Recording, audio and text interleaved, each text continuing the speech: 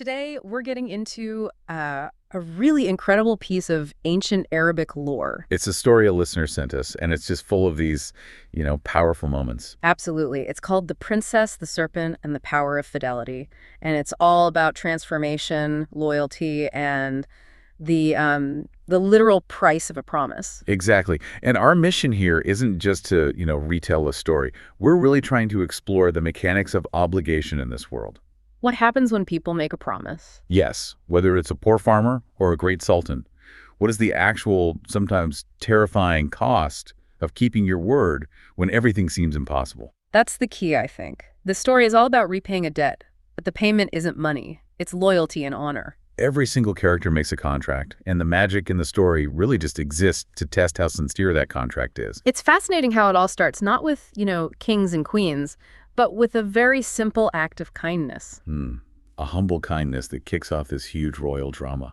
Okay, let's unpack this. Starting with a kind-hearted farmer and his wife.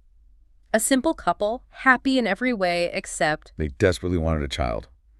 And the wife, the story says, prayed constantly. And her prayers are answered, but not in the way you'd expect. Not at all.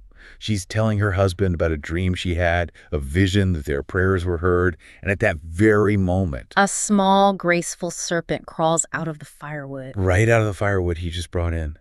And the wife, she's heartbroken. She cries out something like, "Look, even snakes have young, but we don't." And that's the trigger. The moment she says that, the serpent, it speaks. In a perfect, beautiful voice, and it makes a very specific promise. Yes, it asks to be adopted, but it's more than that, isn't it? Oh, it's a formal contract. It says, "I promise to love you, be dutiful, and I will repay your kindness." It's establishing a debt from day one. And the wife's acceptance is just immediate, total. Yeah. She cleans it, she makes it a little bed out of silk in the cupboard. She treats it like a real son, with this unconditional love. And the serpent, he holds up his end of the bargain. Perfectly. The sources say it grew enormous, but it was always orderly, always polite, calling them father and mother. So for 10 years, he shows this perfect, unwavering fidelity to them. And that foundation, that decade of loyalty, is what allows him to ask for his next, truly audacious goal. Right. That first promise is fulfilled. So now the stakes get much, much higher. Which brings us to the core of the conflict, the impossible tests. Indeed. After a decade, this enormous serpent turns to his father and says he wants to marry the beautiful princess, the daughter of the great sultan. I just wonder what the farmer must have been thinking. I mean, his reaction is pretty normal, right? He suggests maybe a nice female serpent. Of course. Yeah. But the serpent insists. He says, "I'm not fit for the serpents, nor are they for me." He wants a connection on a completely different level. So the farmer goes to the capital with this unbelievable request. And Sultan just laughs. You can picture it. He thinks the poor man is, a bit simple. But he can't just say no. It would be dishonorable. So he agrees, but with a condition he thinks is just a huge joke. A joke designed to get him out of the promise. He tells the farmer the serpent has to turn all the fruit in the entire royal garden into solid gold. This is where the magic gets really interesting. The serpent doesn't just, wave a magic wand. No, it's very specific. He tells the farmer to go collect seeds and cuttings of apricots, peaches, mangoes. And the farmer himself has to plant them. Exactly. The magic has to be channeled through the hands of the faithful person who raised him. It requires that humble, honest labor. And the second he does it, the transformation is instantaneous. Stems, leaves, fruit, everything turns into glittering gold. The Sultan is floored. The joke is now a very real, very public problem for him. His word is on the line. So, desperate to save face, he sets a second impossible task. Right. Now the serpent has to cover the entire palace floor with a thick layer of gold. And the solution, again, is just so mundane, so unexpected. The serpent tells the farmer to make a broom. Just a simple broom, made from a bundle of green weeds. And he has to sweep every single room. And as he sweeps, the floor just transforms into this thick, brilliant gold carpet. The symbolism there is just incredible. The humblest tools are creating the most impossible wealth. It forces the Sultan to admit he's dealing with a power beyond his understanding. But hang on, if the Sultan is so worried about the honor of his word, why did he start by mocking the farmer and setting impossible tasks? Isn't that a bit hypocritical? That is such a critical point. The Sultan has what you might call passive honor. He only cares about keeping his word when he's publicly trapped. He's trying to save face. Exactly. Whereas the serpent is demonstrating active honor.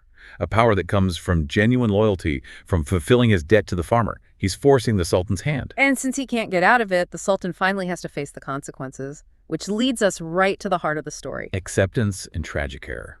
The Sultan has to go to his daughter and admit he made a foolish promise, but he says that breaking a king's word is a vice no man should possess. He asks her to uphold the family's honor. And the princess, wow, she has no idea she's about to marry a monster, but she vows, "I am subject to your will, even if it brings my death or destruction." It's a vow of death, really. She's willing to sacrifice herself to protect her father's integrity. That is an incredible act of fidelity. And she is tested on that vow immediately. The serpent arrives in a golden carriage and the whole court just runs away screaming. Even her parents, the Sultan and Sultana, are hiding upstairs, begging her to run away from this ugly, horrible beast. But she stands her ground, all alone. She says it would be a shame she couldn't bear to have the Sultan and his daughter break their word. She accepts him. And that act of total, unconditional acceptance, that is what breaks the first curse. The moment she agrees to the marriage, he transforms. From this hideous serpent into a handsome, noble-looking young prince. The curse wasn't broken by a spell. It was broken by her fidelity to a promise, by her willingness to accept the terrifying truth. But just as everyone is breathing this huge sigh of relief, things go wrong. So wrong. The Sultana, his new mother-in-law, she's just so relieved, but also terrified by the memory of the serpent. She sees the discarded serpent skin on the floor. And she thinks, I'll get rid of this forever. She grabs it and throws it into the fire. A completely well-intentioned but utterly destructive act. She has no idea what she's messing with. The prince instantly turns into a sad white bird. And he screams, breaking through a glass window to escape. The image the story gives is just... it's brutal. Red blood on his white feathers from the broken glass. The curse is back, and it's worse. All because of this misguided interference. A profound lesson in, not meddling with forces you don't understand. So the prince is free, but he's also wounded and cursed all over again. And the princess, she doesn't even hesitate. No mourning, no despair. She immediately commits to the next phase of her duty. The quest for the cure. And she insists on going alone. This is her responsibility now. Her journey takes her into a great forest where she meets a wise fox who's moved by her sorrow and agrees to help her.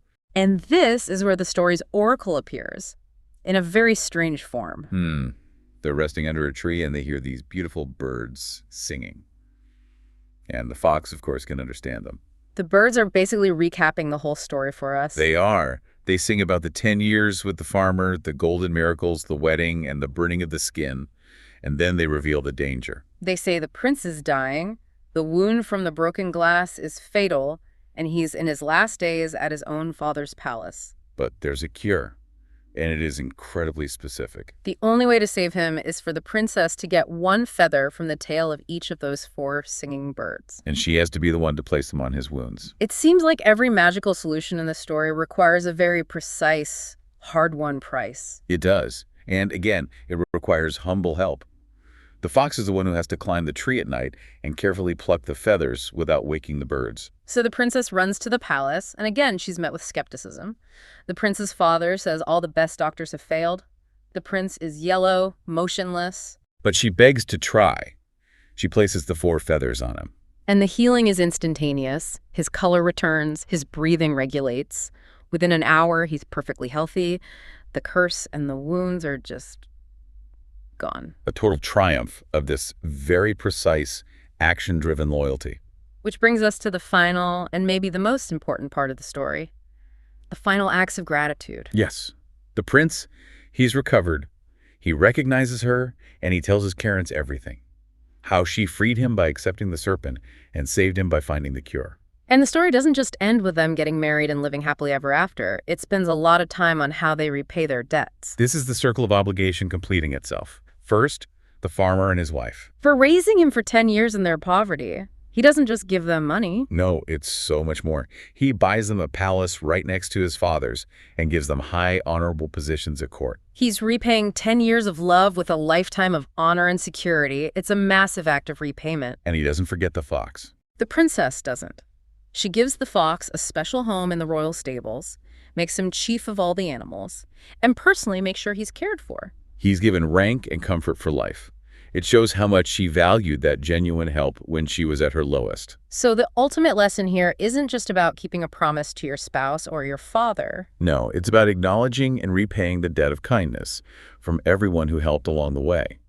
The serpent needed the farmer to begin his journey. And the princess needed the fox to complete hers. Exactly. It forces you to redefine nobility. The sultan thought it was just not breaking a promise passively. The prince and princess show that true nobility is active It's accepting the ugly truth, making sacrifices. and extending this profound gratitude and support to those who helped you, no matter how humble they are. Which leaves a pretty interesting question for you to think about. The prince and princess live happily ever after, sure. But if the greatest rewards in the story were given in repayment for the kindness of the humble, is the true power of fidelity rooted in royal promises? Or is it in the lasting importance of never forgetting the simple, honest virtue of those who help you when you have nothing? The magic, in the end, was maybe secondary to just love, acceptance, and gratitude. Something to ponder. That's it for this deep dive. We hope you found some amazing nuggets of knowledge in this incredible story. Today, we're getting into